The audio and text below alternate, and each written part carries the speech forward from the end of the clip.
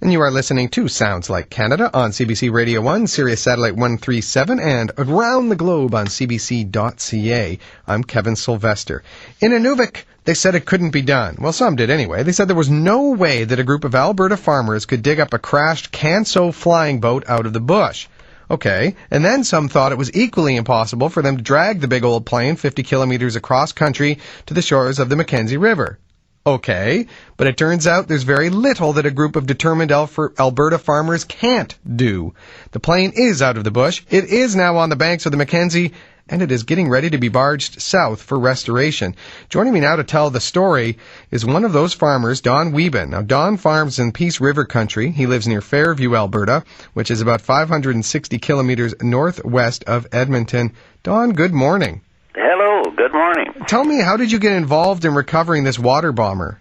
Well, we saw some Cansos at Red Deer that were being sold out of the country, and I happened to talk to Joe McRae at Buffalo Airways that owned them, and they were ex-water bombing Cansos that weren't being used anymore, so he'd sold them. And I kind of gave him some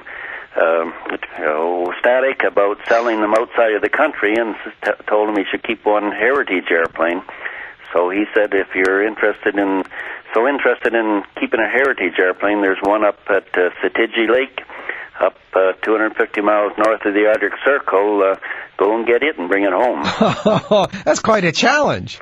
Yeah, it was, and it kind of sparked our imagination a little bit, and so we started working towards doing that. Now, what is the Canso exactly? The Canso is, this one was a 1943 Canadian-built flying boat. It's got two 1,200 horsepower engines in it, and a 104-foot wing that sits above the airplane. It's a little bit like a cross between an alligator and an albatross that can land in the water and also fly for long distances, patrolling the areas and hauling freight and so on. So this one had been in the war then? Yeah, this one was Canadian-built in Carterville, Quebec in 1943. It came on service with the Royal Canadian Air Force as RCAF number 11094, and flew out of the East Coast out over the Atlantic, and on patrols for submarines and so on, as I understand, anyway. So this had crashed how long ago up north now? It had, after the war, it was converted to a water bomber, and it flew in Canada for years, protecting the forests and hauling freight and so on. And it was working out of Inuvik for Buffalo Airways in 2001, I believe, and was picking up water on Sitigi Lake, about 35 miles east of Inuvik, and encountered some problems, and I believe got porpoising and damaged the hull enough that it sank. Wow. So what kind of shape was it in when you found it? Well, Buffalo Airways had retrieved it, floated it, and put it up on the shore of Sitigi Lake, and had removed the engines and by helicopter, and left the airframe there. I believe they put the engines in DC-3 that they operate, and so when we went in, the airplane had the engines and propellers removed, but was pretty much intact. Okay. Actually, a nice-looking airframe still, and was in better shape than we'd expected. Okay, now before I ask you a little bit about the next step in this recovery, so you went all the way up from Alberta to do this, and you brought a bunch of your friends. What was the pitch you made to them to convince them that this was a good idea? Well, I guess my son Brian had picked up a picture of the Canso NJE that had been taken of it sitting up at Sitigi Lake, and so we had a picture of it there. It looking in pretty nice shape, and one of our neighbors, Joe Gans, I got talking about him about it, and talked about going up to Inuvik, and he said, well, if you're going to Inuvik, you get the Canso, I'll come with you. So that was the first of that. That made 2 out of 6 of us. Joe farms near us, and so that was encouraging. And then a couple of our other neighbors, Henry Deckant and Doug Roy, got looking at the internet pictures, and we got looking at the Google Earth to see where the airplane was, and then started looking at aerial photographs, and actually spotted the airplane sitting on the edge of the lake from an aerial photograph.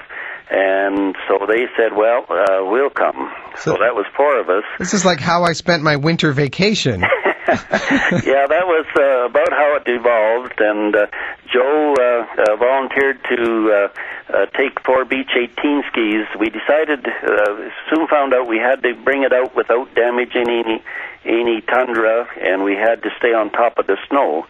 So my wife and I had restored a Beach 18 about 10 years ago, and we had 4 Beach 18 skis left over from that project. And Joe Gans thought that we could put the 2 of them back to back and make 14-foot skis big enough for the Canso. So that was the project that we started on. We were working on that, and called in another neighbor farmer that was a pretty good welder, Brian Wilson, to see if he could help out on that. And he said, well, I'll come. So that made 5 of us, and then Norbert just kind of stumbled in one day, and said we were getting ready to leave, and we were short one driver, and he said, well, I'll come, and so he canceled eye surgery for the next day and came with us. This is a passionate journey you guys are on. Yeah, so that made up the 6 of us that were 6 farmers from Fairview. That's amazing. So now you get up there, it's in good shape, so that's the good news, but then how the heck are you getting this thing to where you can get it shipped south?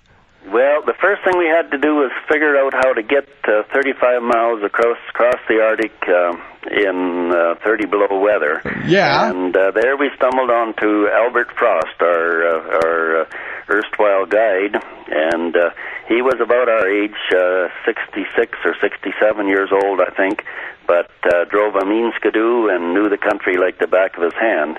So he took us under our wing and got us out across the tundra and out to Sitiji Lake, so we got to where the Canso was.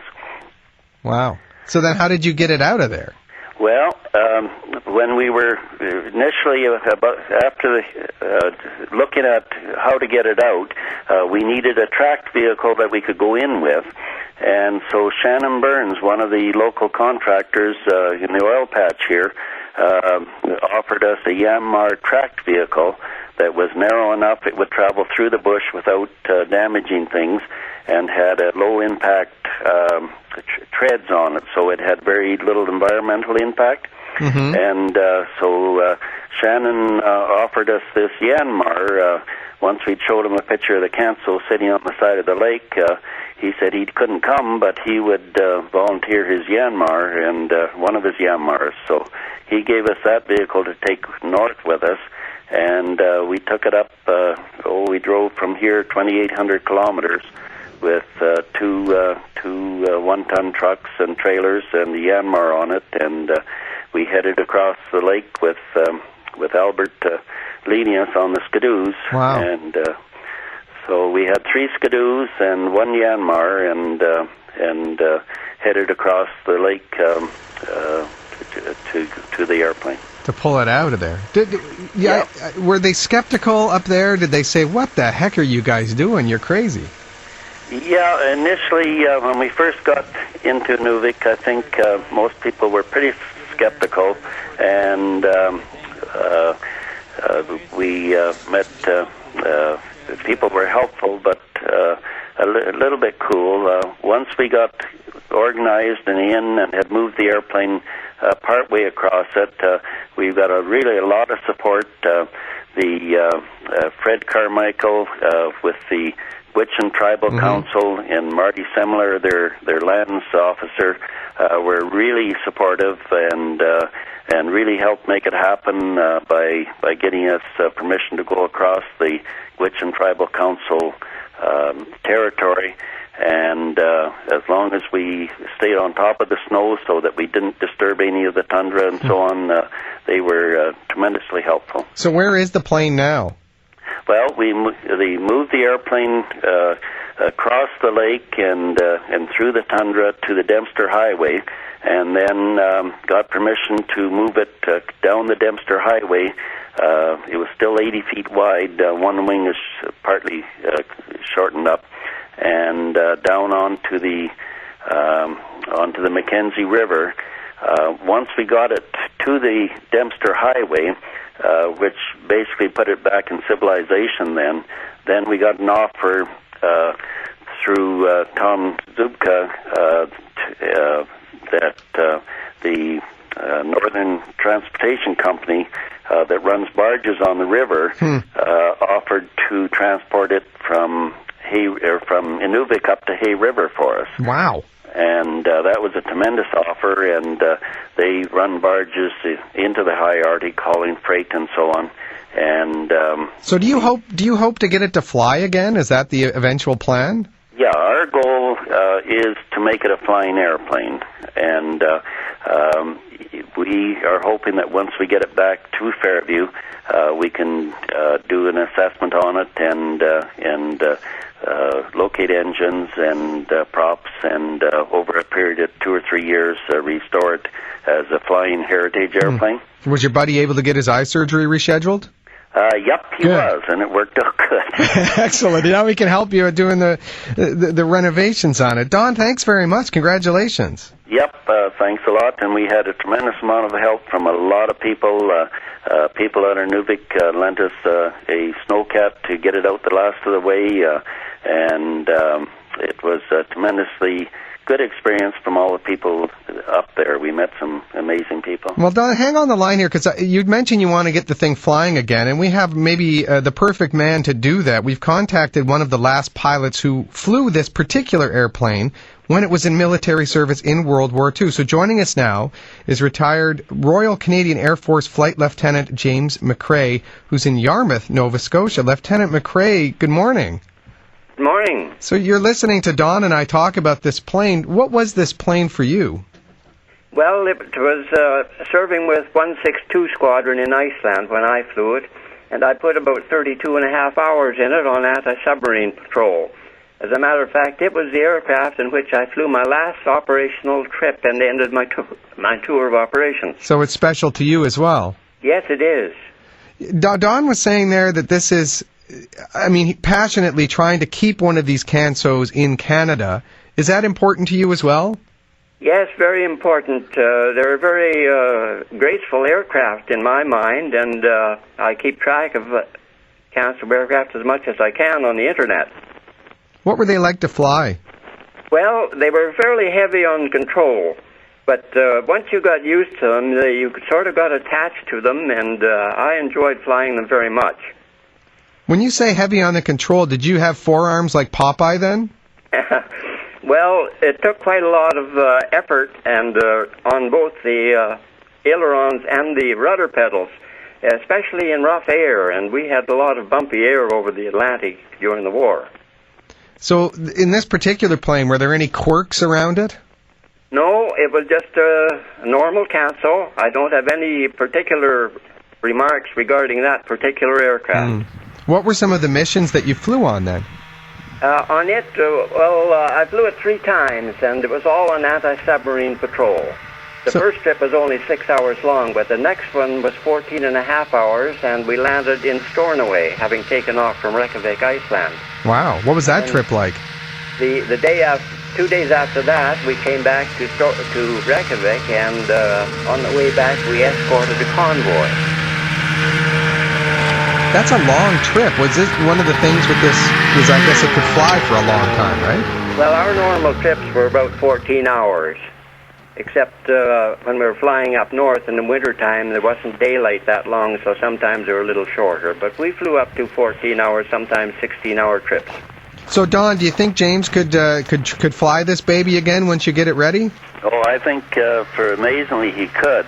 And I think the items he brings up is that I think the Prime Minister is talking about Canadian Arctic sovereignty and trying to establish sovereignty.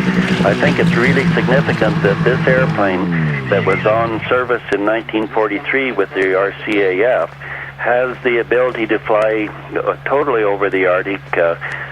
It could patrol the Northwest Passage probably from one side to the other in those 14 or 16-hour flights. And that's one goal we'd like to do, is make an epic journey with it up through the Canadian Arctic and show that the Canadian government, or we as Canadians, had the ability in 1943 to patrol our Arctic. And in fact, a lot of the Cansos did fly throughout the Arctic in years in that time period. Lieutenant McRae, would you like to be on that flight? Yes, I would like very much. I want to thank you both very much for joining me today. Congratulations, and I hope you're able to get this up again. Don, when do you expect to have this thing in the air? Do you have a timetable for that? Isn't that Well, something? we're hoping to get it up to Hay River sometime over the next couple of weeks, and then move it to Fairview. We're going to take the wings off and move it down the highway to Fairview, and then start doing the assessment work on it. So our goal was 2 years, mainly because I think that's our time span is probably the maximum of 2 years. But in 2 or 3 years, we'd like to have it flying. It'd be great to see if you could get Mr. Lieutenant McRae onto that one as well. Thank you both very, very much. You're welcome. Thanks very much.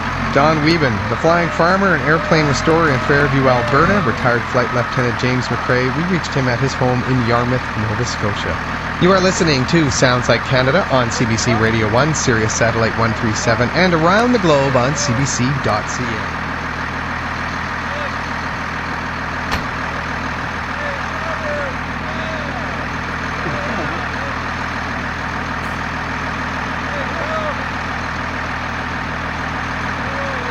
What the hell? Good job, man.